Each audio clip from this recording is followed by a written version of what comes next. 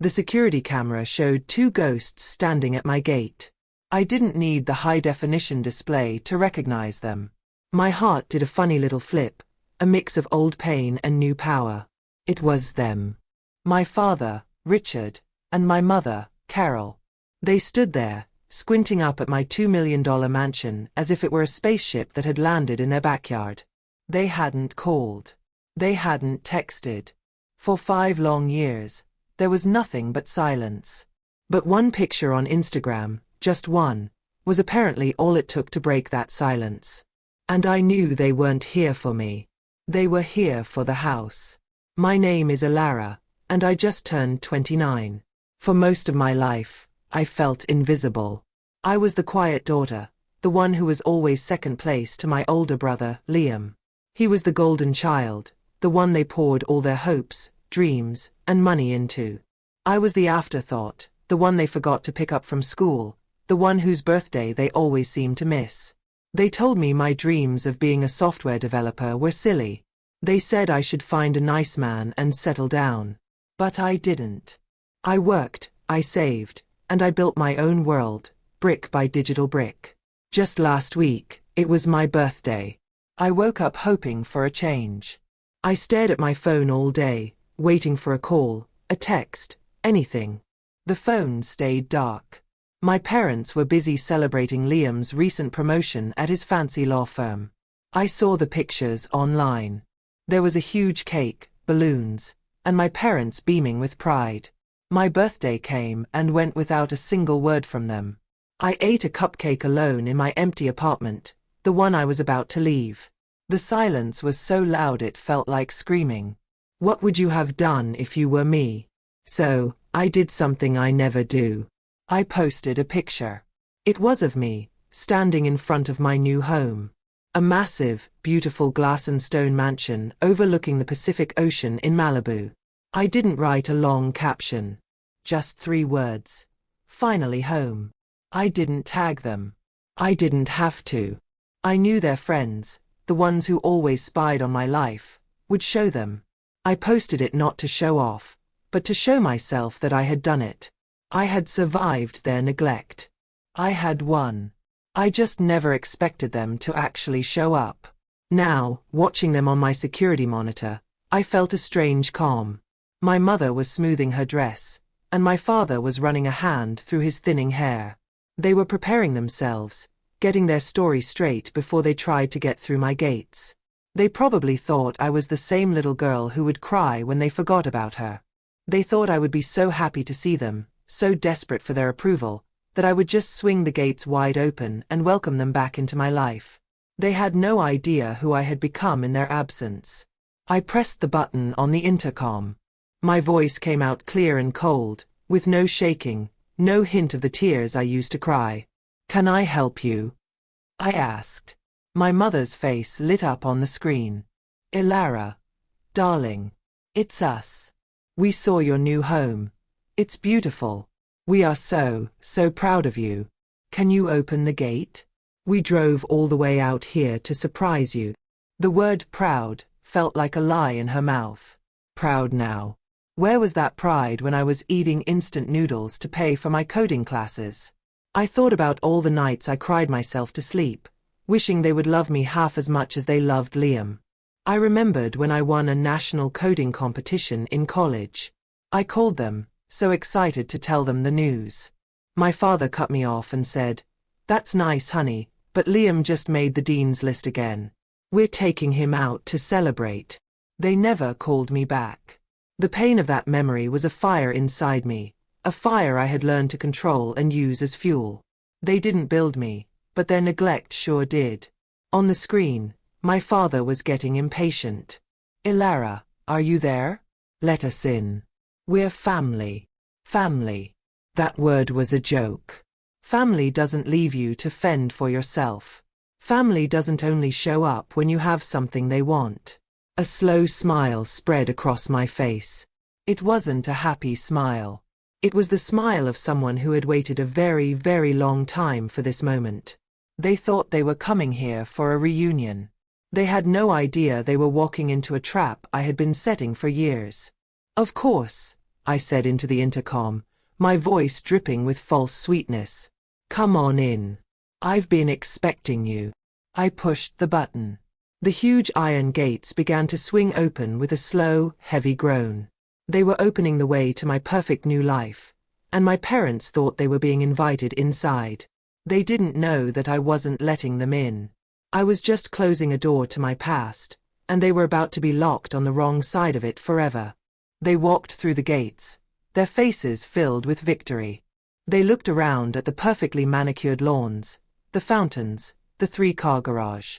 They saw dollar signs. They saw their comfortable retirement. They saw a daughter they could finally brag about. They didn't see the woman standing at the front door. They didn't see the ice in her eyes. They had ignored my birthday, but they would never, ever forget this day. Because the surprise wasn't that they showed up. The real surprise was what I had planned for them now that they were here.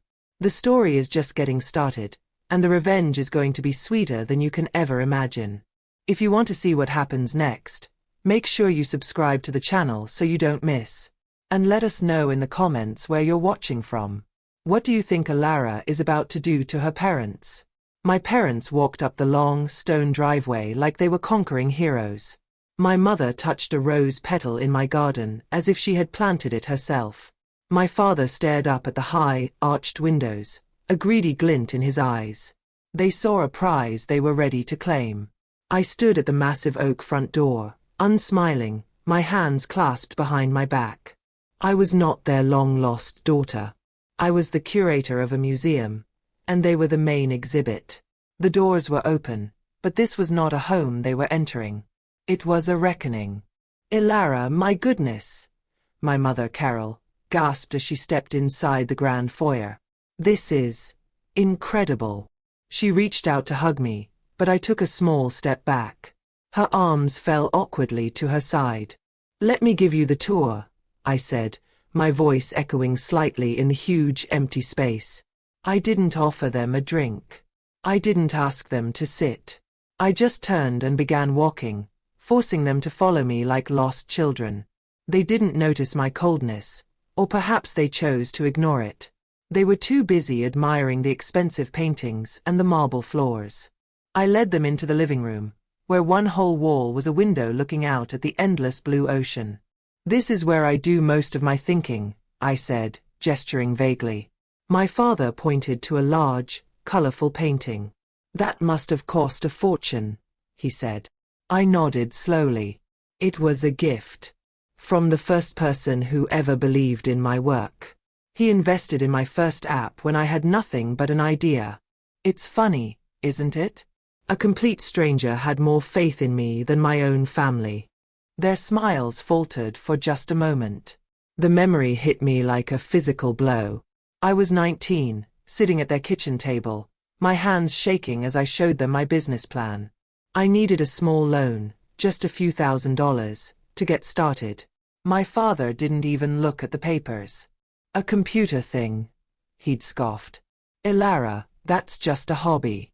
Your brother is in pre-law. He has a real future. We need to save our money to support him. You should focus on finding a stable job. He pushed my plans back across the table, dismissing my entire world with one simple gesture. We walked into the kitchen, a gleaming space of stainless steel and white quartz.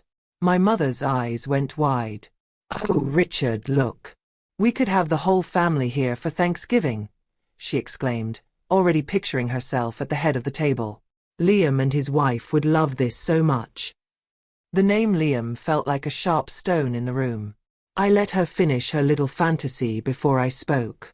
My voice was quiet, but it cut through her excitement like glass. I'm not hosting Thanksgiving here, I said. She stared at me, confused.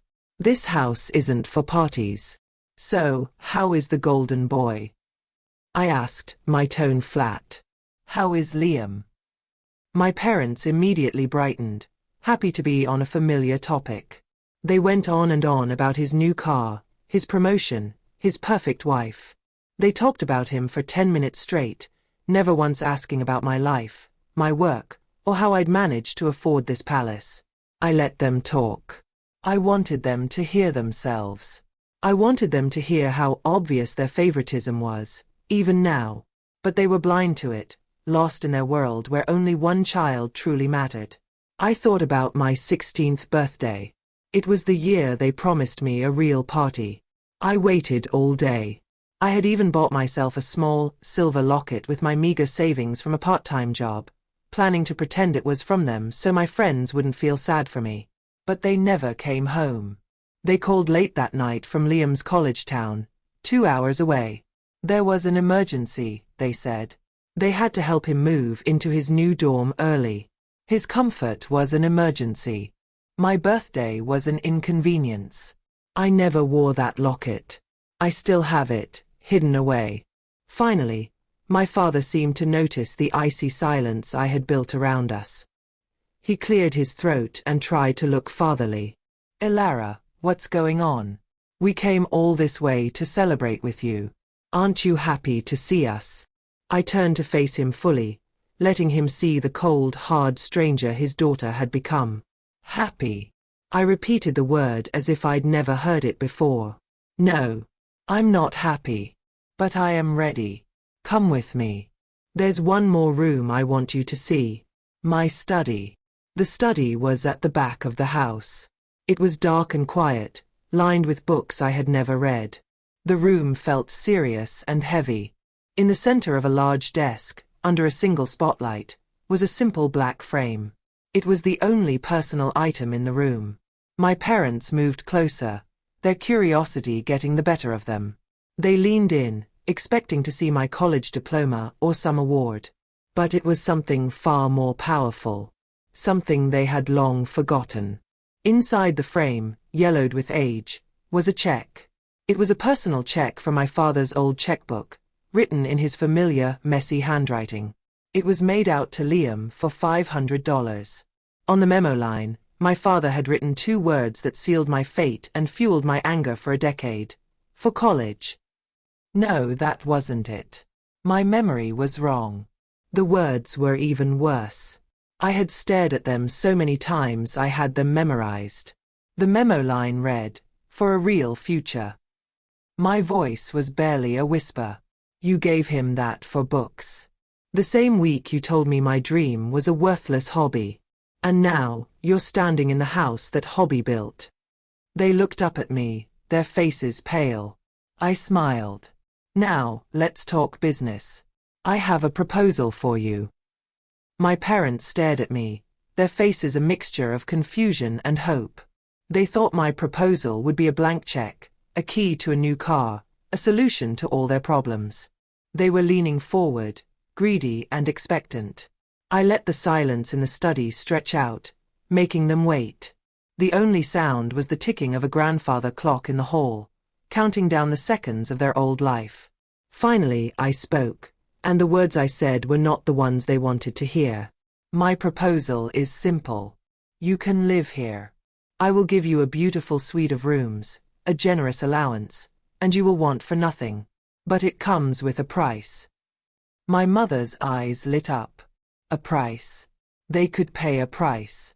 They thought I meant money, something they could get from me and give back. But my price was something they had never willingly given me before.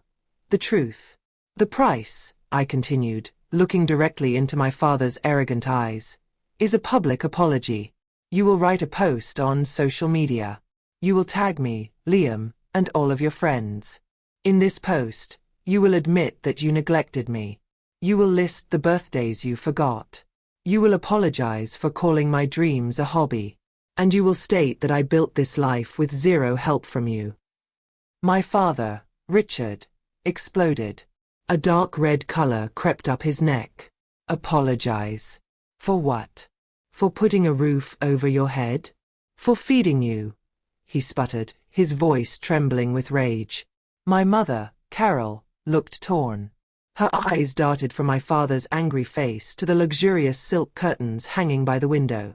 I could see the war in her mind, her pride versus this beautiful, easy life. She wanted the prize, but she wasn't sure she could pay the admission fee. This was the first crack in their perfect, united front. I smiled, a cold, sharp thing. A roof over my head? Do you remember the winter I had pneumonia? I was 15. You left me home alone with a fever of 104 because you had to drive 3 hours to watch Liam play in a football game. You said it was a big opportunity for him. I paused, letting the memory sink in. Mrs. Gable from next door found me passed out on the kitchen floor. She's the one who called the ambulance. She's the one who sat with me in the hospital. Not you. I never told them that Mrs. Gable paid for my prescription because I was too scared to call them and ask for money. My father's anger deflated, replaced by a shocked look. He had forgotten. Of course, he had forgotten. That's not the only thing I know, I said, my voice dropping lower. I leaned against the desk, right next to the framed check. I know about your bad investments, Dad. I know that your retirement fund is gone. And I know you gave the last of it to Liam a few months ago. He told you it was for a down payment on a house, didn't he? But it wasn't. It was to pay off a gambling debt. Their faces went pale. My mother looked like she was going to be sick. How could you know that? She whispered. I gave a small shrug. Secrets are my business. I build secure systems. Finding insecure ones is easy. Liam's entire life is an insecure system. I saw their world crumbling, the perfect image of their son shattering into a million pieces. The golden boy was a fraud, and the daughter they ignored was the one who held all the power, all the information. Their perfect family was a lie, and I was about to burn it to the ground. I thought about the time Liam proved he was not just the favorite, but also cruel. When I was 17, I developed a small mobile game. It was simple but fun. I showed it to him, so proud of myself.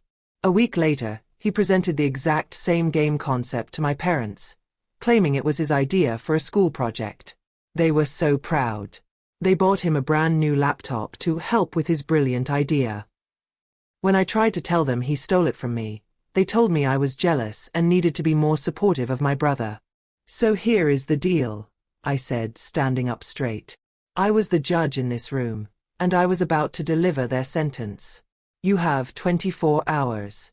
You post the apology exactly as I've written it out for you, and this lifestyle is yours. If you refuse, I will not only cut you out of my life forever, but I will also send a package to every single one of your friends and family members. A package containing proof of Liam's debts, his lies, and all the money he has taken from you. I had them trapped.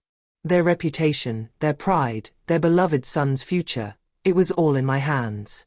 I was offering them a gilded cage, a life of luxury in exchange for the one thing they valued most, their image. I walked toward the door of the study, ready to leave them to their decision. This was the moment I had dreamed of, the moment the tables would finally turn.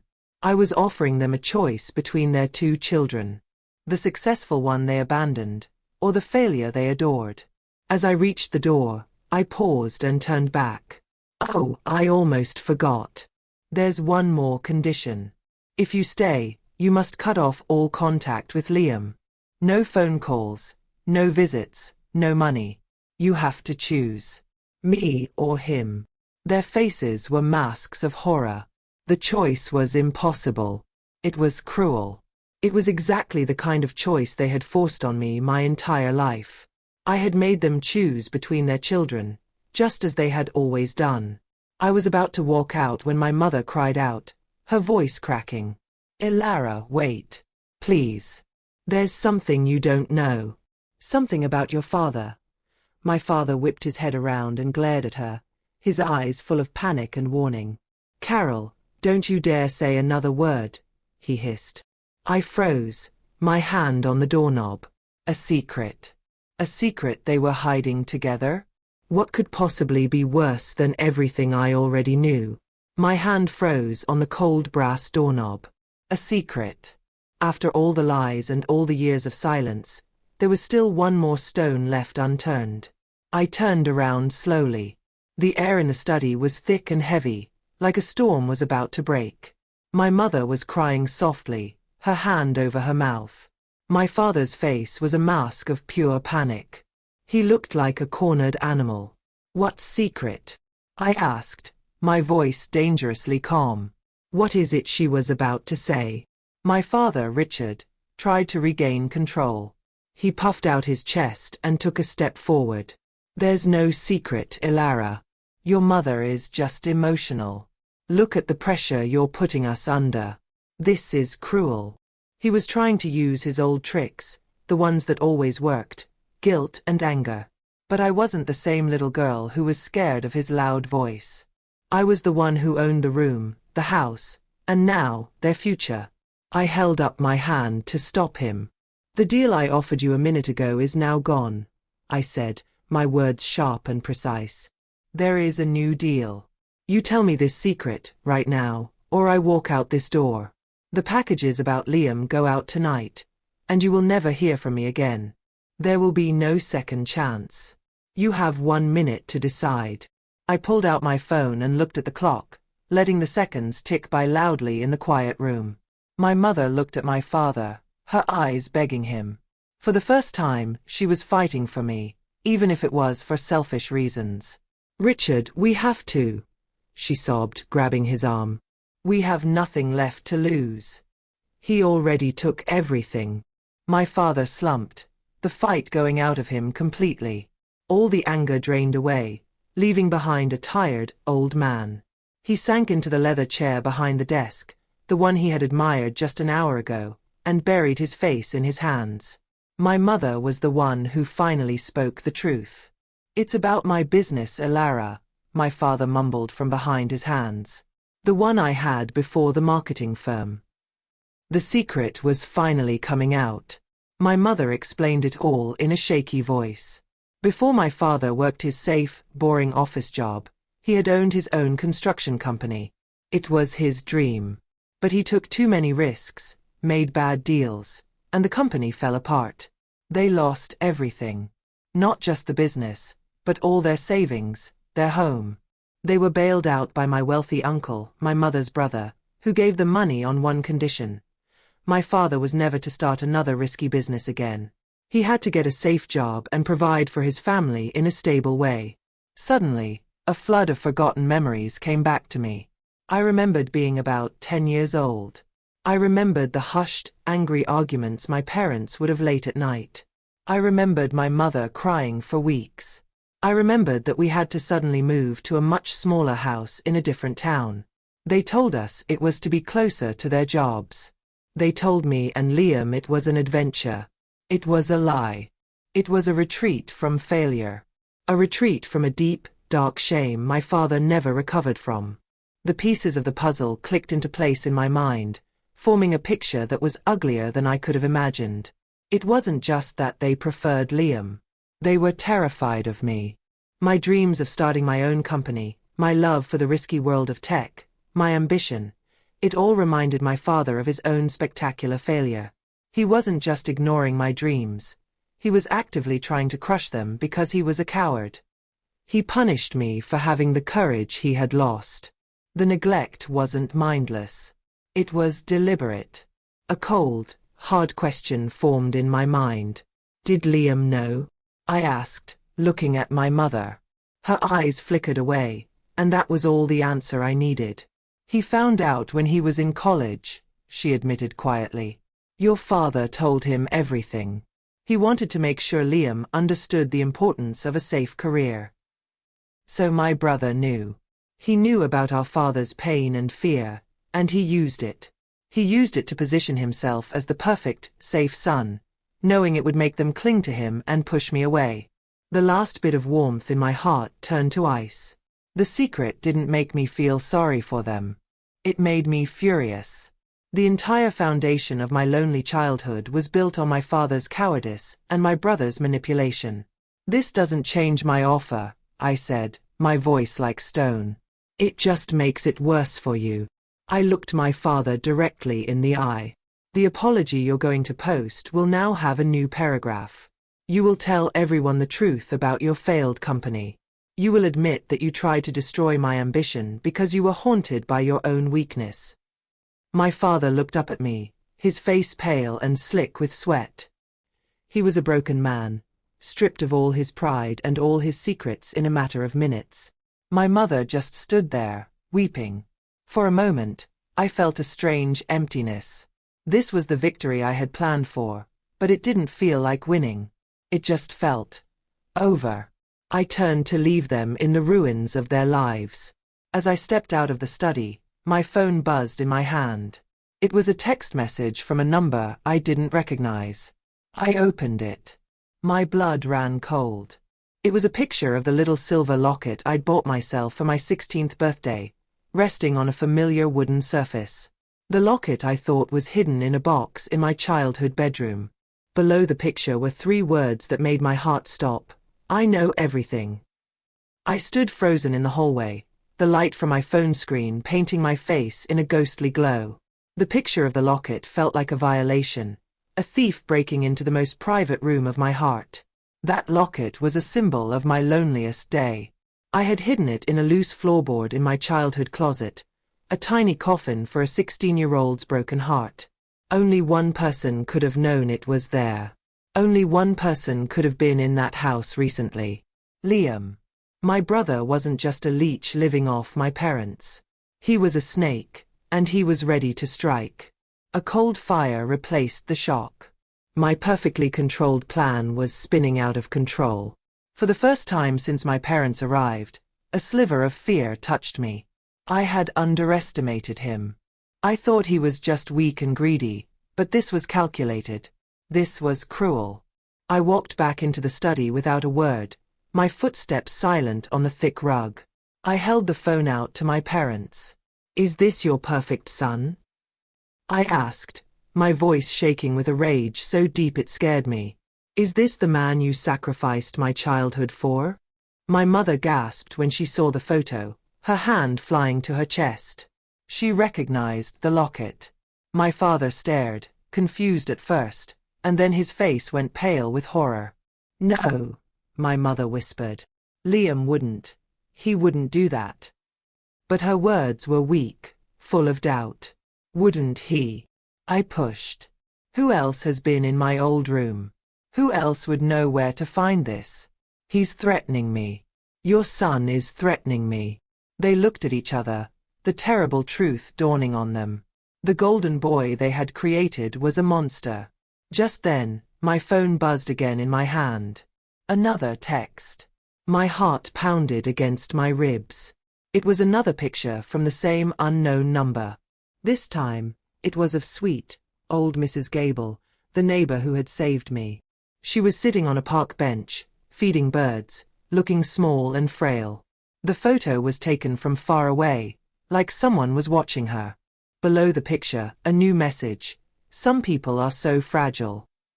The air left my lungs. This was no longer about me. He was threatening to harm an innocent woman. He was threatening the only person who had ever shown me true kindness. The memory was so clear. I was 15, lying in a sterile hospital bed, feeling sick and completely alone. Mrs. Gable was there, holding my hand. Her hand was warm and wrinkled, and it felt safer than my own mother's ever had. She had smoothed my hair back and said, "You are too smart and too strong for this world to keep you down, Elara. Don't you ever let anyone make you feel small." She was the first person who ever saw me, really saw me. And now my monster of a brother was using her as a pawn in his sick game. The fear vanished, burned away by a white-hot, protective fury. This was not a game anymore. This was a war. I turned to my parents. "The deal is off. Everything is on hold. I need to stop him, and you are going to help me. Where does he live? I want his address, right now." My parents, finally seeing the real danger, scrambled to obey. They were no longer arrogant or proud. They were just scared. Scared of what their son had become, and scared of what I would do next. My mother, trembling, recited an address in the city. But then she did something I never expected. She leaned in closer, her voice dropping to a panicked whisper. "Elara. He has a storage unit. He keeps things there. Secret things. He thinks we don't know about it." She told me the address of the facility. "There's a spare key.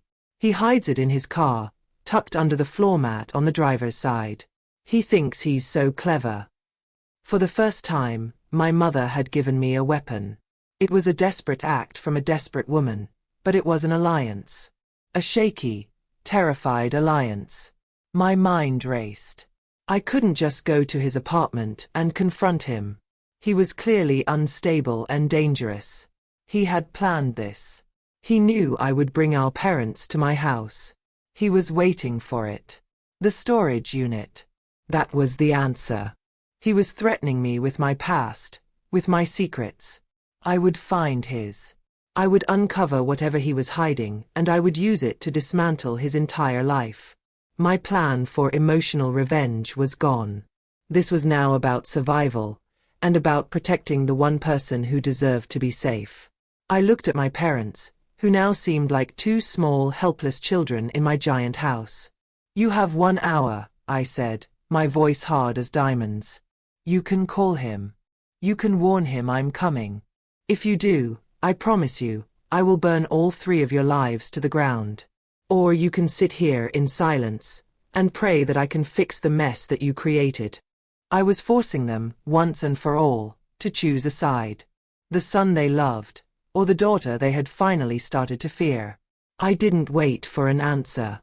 I turned and walked out of the house, my keys in my hand. The rage gave me a terrifying sense of clarity. I knew where I was going. I had his address. I had the location of a secret that could destroy him. I got into my sleek, black car, the engine purring to life. I was driving into the heart of the storm. As I pulled out of my long driveway and onto the street, my phone buzzed one last time. I glanced down. It was a picture of my own front gate, taken from across the street. The message read, "You shouldn't have left home alone." He wasn't at his apartment. He was here. He was watching me right now. The message on my phone glowed in the dark car. "You shouldn't have left home alone." My blood turned to ice. I slammed on the brakes, the car screeching to a halt in the middle of the empty private road. He wasn't at his apartment. He wasn't miles away. He was right there, circling my home like a shark. And inside that home were my parents. Old, weak, and completely trapped. This wasn't just a threat anymore.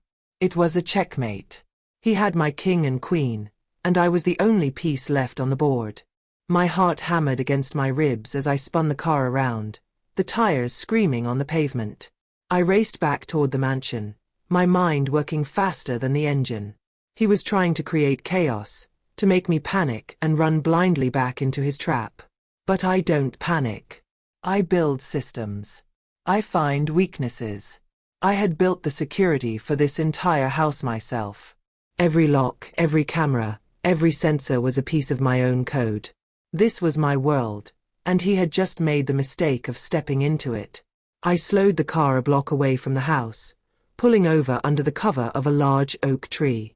I grabbed my phone, my fingers flying across the screen as I opened my home security app. The cameras showed nothing.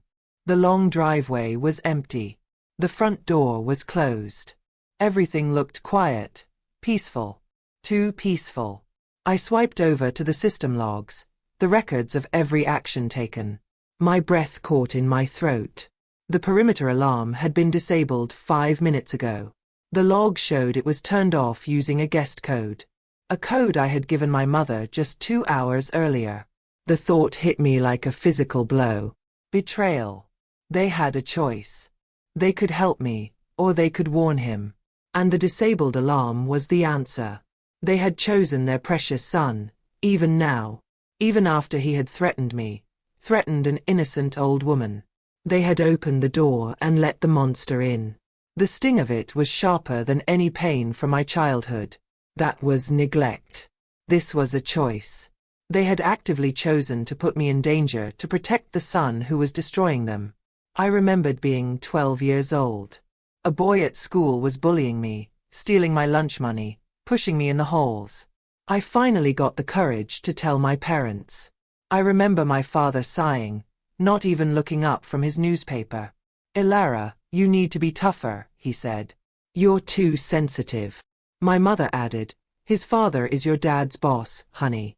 We can't make waves. Just try to avoid him. They didn't protect me.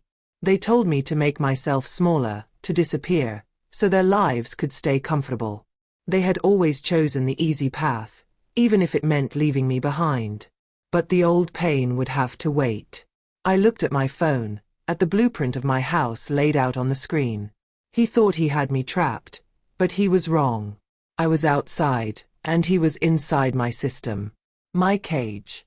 With a few quick taps, I overrode the guest code. I reactivated the perimeter alarms, but silently, with no warning siren. Then, I sent another command. Lockdown.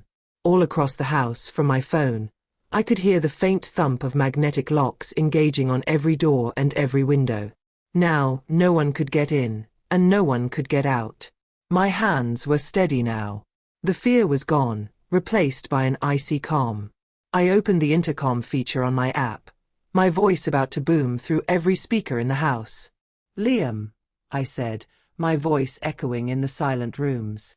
I know you're in there. Your little game is over. You have 5 minutes to walk out the front door with your hands up. If you don't, the police are on their way. I triggered the silent alarm the second you stepped inside. It was a complete bluff, but he didn't know that. I was flushing him out. A moment of silence, and then a voice crackled back through my car's speakers. But it wasn't Liam. It was my father, his voice thin and trembling with terror. Ilara, no. Don't call the police. Please. He has your mother. He's not well. He just wants to talk to you. Please, honey, just come to the house. My heart stopped. A hostage. He had our mother. My parents hadn't betrayed me. They were victims. Liam had forced his way in, using their code, using their love for him as a weapon against them. The situation was 1,000 times worse than I had imagined. I had to see what was happening. I switched the app to the camera feed in the main living room. The image flickered to life. And there they were. My mother was sitting on my white sofa, weeping silently. My father was standing helplessly by the fireplace. And Liam. Liam was standing in the middle of the room, looking wild and desperate. He wasn't holding a weapon. He was holding a stack of old, yellowed papers. As if he knew I was watching, he looked directly into the tiny, hidden camera lens. He smiled, a broken and terrifying smile. He held up the top sheet of paper. It was wrinkled and folded, like it had been hidden for a very long time. Even with the high-resolution camera, it was hard to read the words. But I could make out the header. It was a legal document. An official certificate. My blood ran cold as I zoomed in, my phone shaking in my hand. It was a birth certificate, dated 2 years before my own. And the name printed in the box was not my brother's, and it was not mine. It was a name I had never seen before. Aria. I stared at the name on the birth certificate, displayed on my phone screen like a message from another world. Aria. It meant nothing to me. It was a collection of letters, a name for a stranger. But on the camera feed, I saw my mother's face collapse in a way I had never seen before. It was a sob that came from a place deeper than sadness, a place of pure, absolute agony. My father looked up at the ceiling, his face a mask of old worn-out pain. This name was not a stranger to them. This name was a wound that had never healed. My brother Liam's voice crackled through the phone speaker, coming from the living room.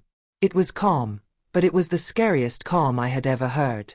You don't recognize the name, do you, little sister? He said, a strange pity in his tone. They did a good job of burying her, erasing her. Don't you want to know who she was? He didn't wait for an answer. Aria was your sister. Our older sister. She was my twin. The world tilted on its axis. A sister. A twin. The words didn't make sense. I had no sister. I had always been the only girl.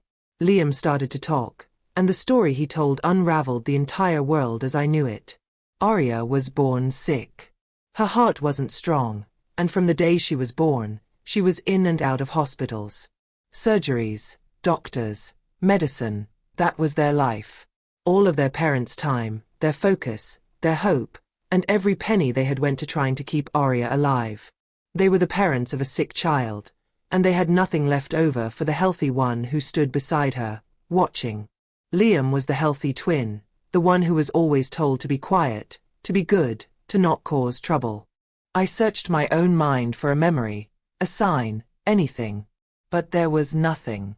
I was born years after all this. But I did remember a feeling. A strange, heavy silence that covered our house like a thick blanket. I remembered finding my mother crying in her bedroom sometimes, and when I'd ask why, she'd just say she had a headache. I remembered my father always looked exhausted, like he was carrying something incredibly heavy on his back. I thought that weight was his failed business. I never imagined it was the ghost of a dead child.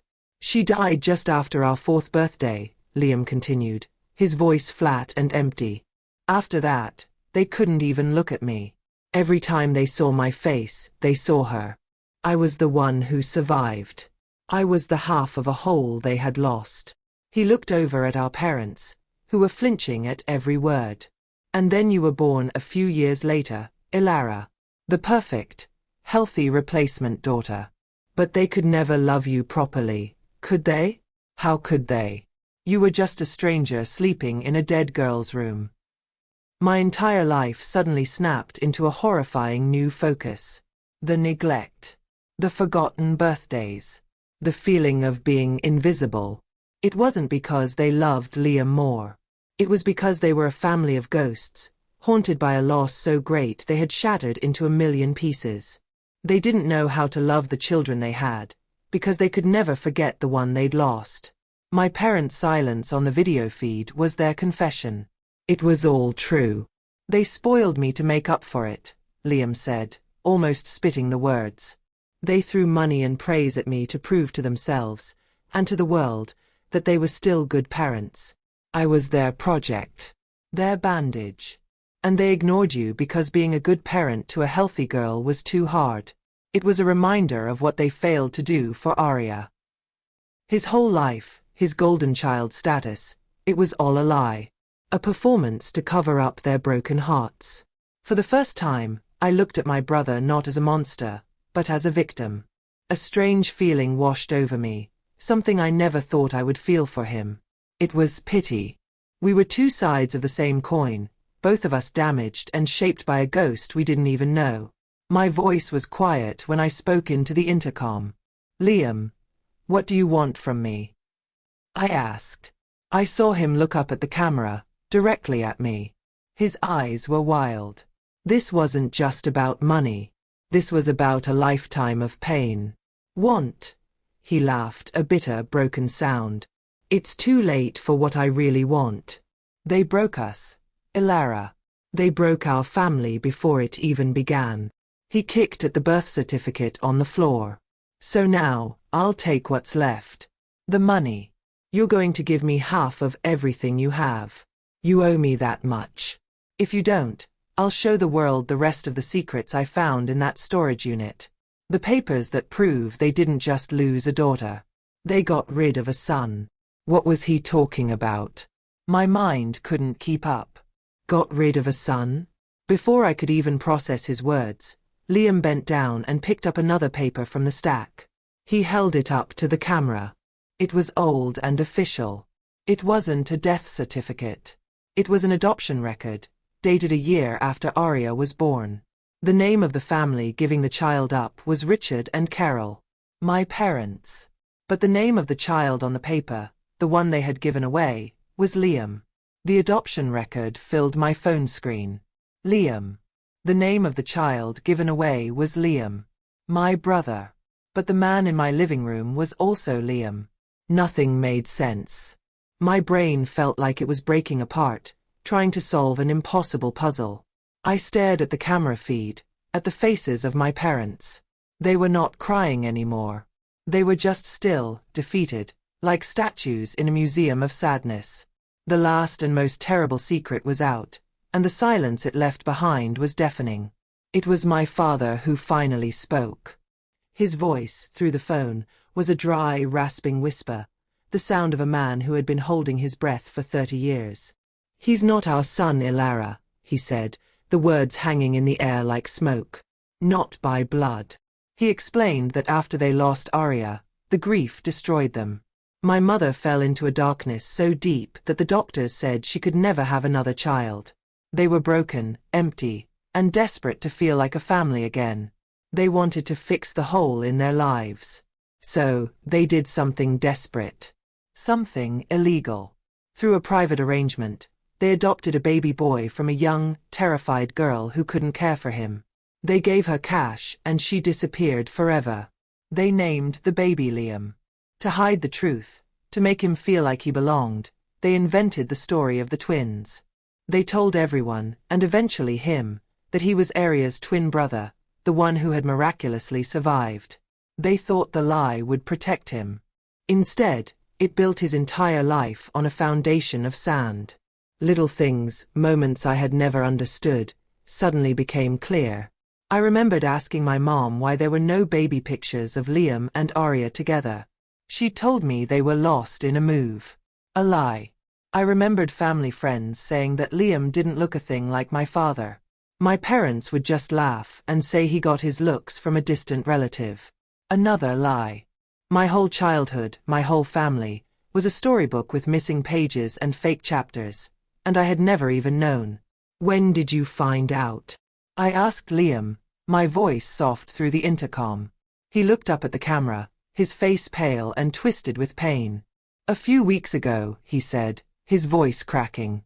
"I always felt it, you know? Like I was a guest in my own family." I started digging. I found the key to the storage unit. He had found a hidden world. A shrine to his dead sister, filled with her toys, her clothes, and a locked box. Inside that box were the papers, the birth certificate, and the adoption record. He had learned at 32 years old that his entire identity was a ghost story. The rage I felt toward him melted away, replaced by a deep, aching sadness. He was not a monster. He was just a lost little boy, screaming for someone to see him.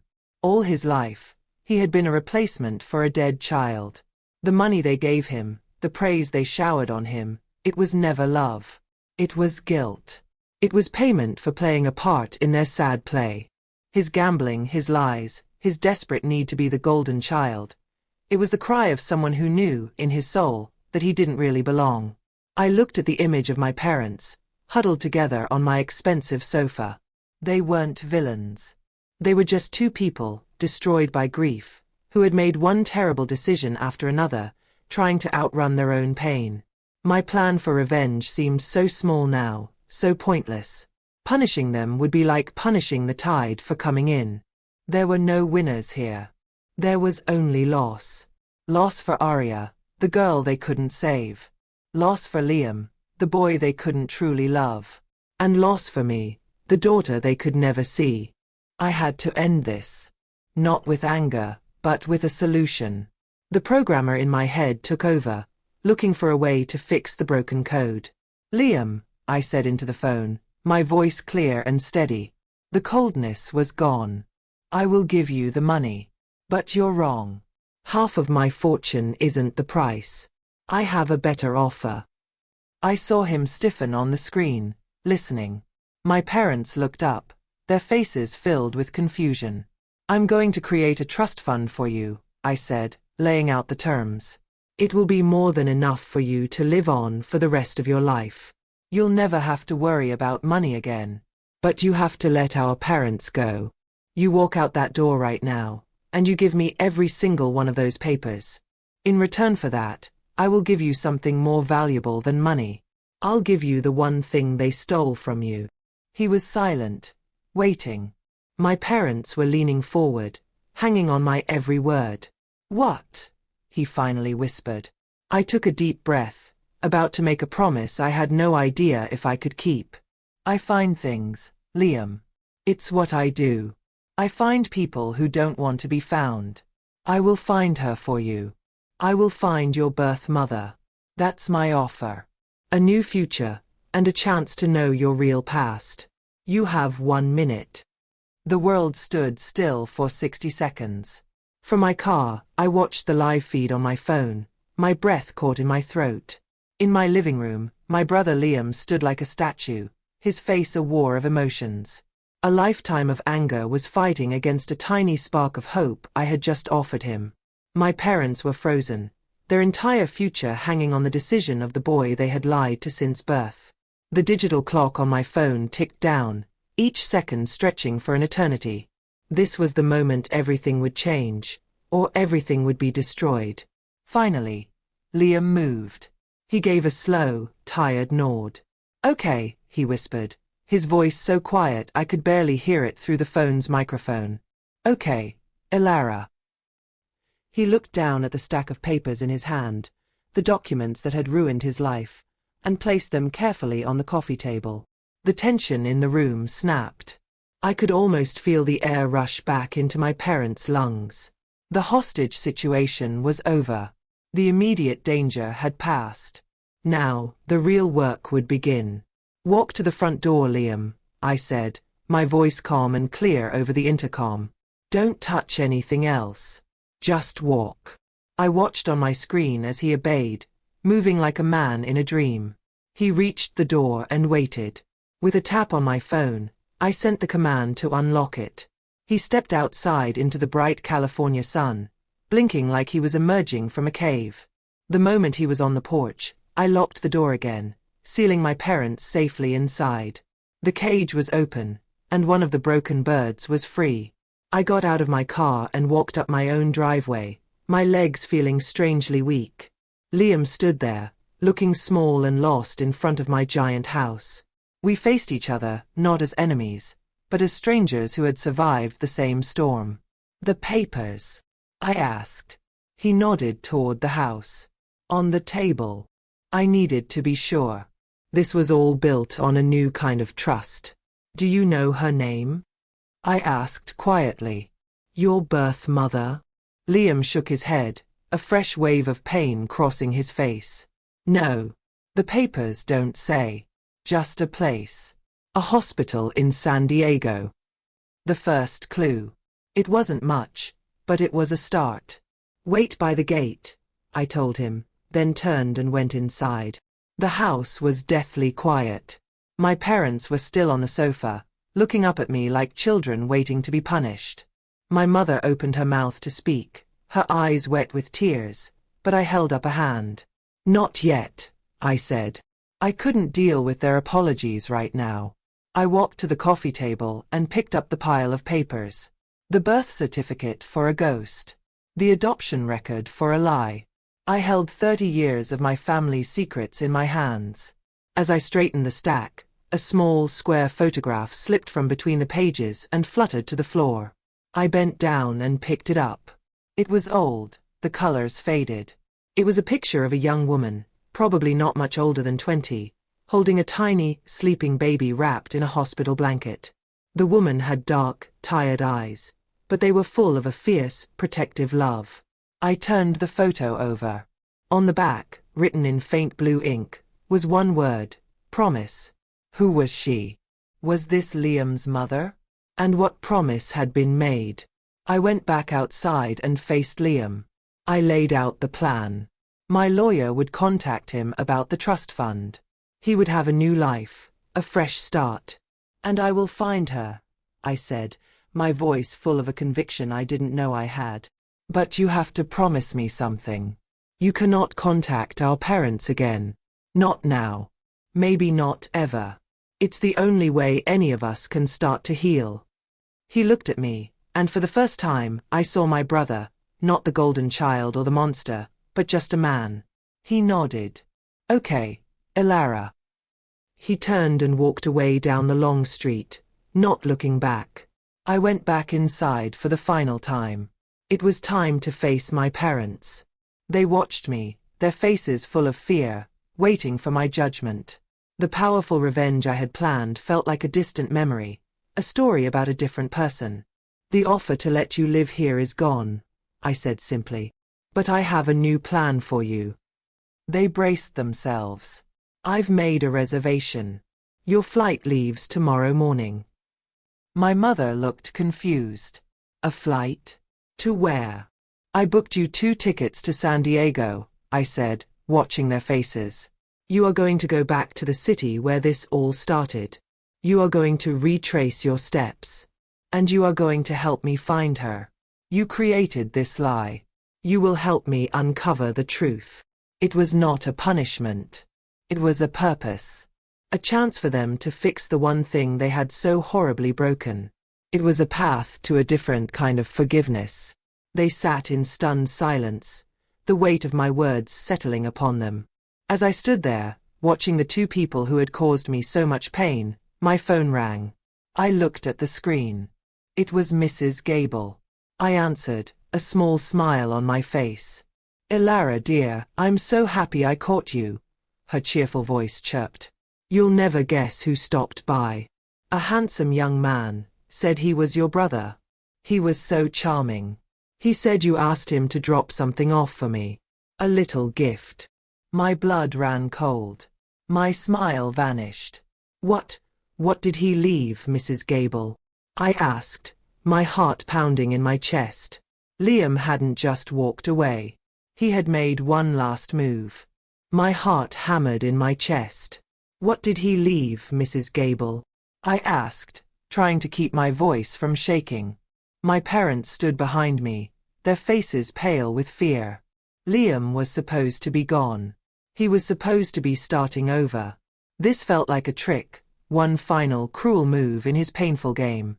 "Oh, just a large envelope, dear," Mrs. Gable said over the phone. "He said it was very important. Full of old family memories," he told me. Such a thoughtful boy. Family memories. The words sent a chill down my spine. I had to get that envelope. We drove the single block to Mrs. Gable's house in a tense, heavy silence. When we arrived, she greeted us at the door with a warm smile, completely unaware of the storm that had just ripped through our lives. "Ilara and Richard Carroll, how lovely to see you all together," she said, beaming. She handed me a thick, plain envelope. It felt heavy in my hands, heavy with secrets I didn't want to face. We thanked her, made our excuses, and hurried back to the car. The 3 of us sat there, the envelope on the dashboard between us, a bomb waiting to go off. My hands trembled as I tore it open. Inside, there was no threat. There was no new demand. There was just a single, folded document and a letter. I unfolded the document first. It was a death certificate, crisp and official. The name on it was Aria. The ghost that had haunted us for 30 years finally had an end to her story. Then, I picked up the letter. It was from Liam. "Ilara," it began. "If you are reading this, it means I am gone, and you are all safe. I am sorry for scaring you. But it was the only way I knew how to make it all stop." The letter explained everything.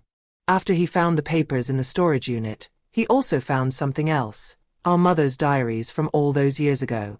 He had spent the last week reading them. He read about their unbearable grief after losing Aria. He read about their desperate, illegal adoption of him. He read about how they tried to love him but were too broken by the past. For the first time, he didn't just see the lie. He saw the pain behind it. He began to understand them. His plan was never to hurt anyone.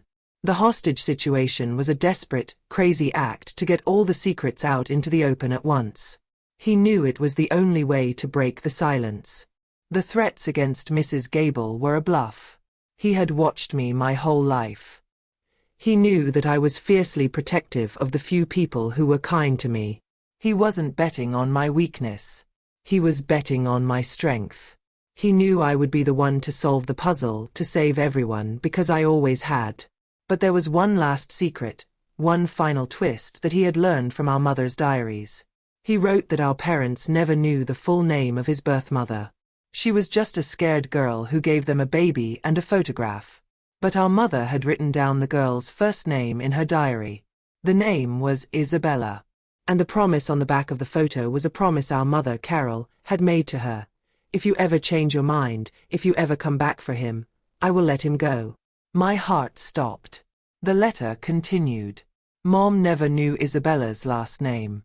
But in the diary, she wrote about the girl's older sister, the one who arranged the whole thing. The older sister was a nurse who worked with Dad, a kind woman who felt sorry for them. My eyes darted from the letter in my hands to the little house next to my parents' old one. The kind woman. The neighbor who brought me soup when I was sick. The woman who told me I was strong. The older sister's name was Gable. The truth hit me with the force of a tidal wave. Mrs. Gable. She was Isabella's sister. She was Liam's biological aunt. My whole life, the answer was right there, living next door. Her kindness to me wasn't just neighborly. She was family. She was watching over me, and Liam from a distance, honoring her sister's wish to let us grow up in peace. My family wasn't the small, broken thing I thought it was. It was bigger, messier, and more full of secret love than I could have ever imagined. Liam's letter ended simply. He said he was going to travel, to use the money to find out who Liam really was. Not the golden child or the lost boy, but just himself. He wrote, "I have my story now. Finding her is your journey, Ilara, if you want it to be. You decide what happens next." I looked up at my parents. The anger and the need for revenge were completely gone, washed away by the truth. They were not monsters. They were just people who had been lost in the dark for a very long time. The trip to San Diego was cancelled. The journey we had to take was much shorter. I got out of the car, and my parents followed. We stood on the sidewalk, looking at Mrs. Gable's house, the porch light glowing with a warm, welcoming light. This was not about forgiveness. Not yet. It was about introduction. It was about healing. For the first time, we were not running from our past. We were walking toward it, together. My name is Ilara, and this is the story of how I lost my family, and then found a much bigger one, right next door. Sometimes the revenge we think we want isn't what we need at all. Sometimes, what we really need is the truth. Thank you so much for watching our story. If it touched your heart, please give this video a like, share it with someone you know, and don't forget to subscribe for more powerful stories every day. We would love to hear your thoughts in the comments below.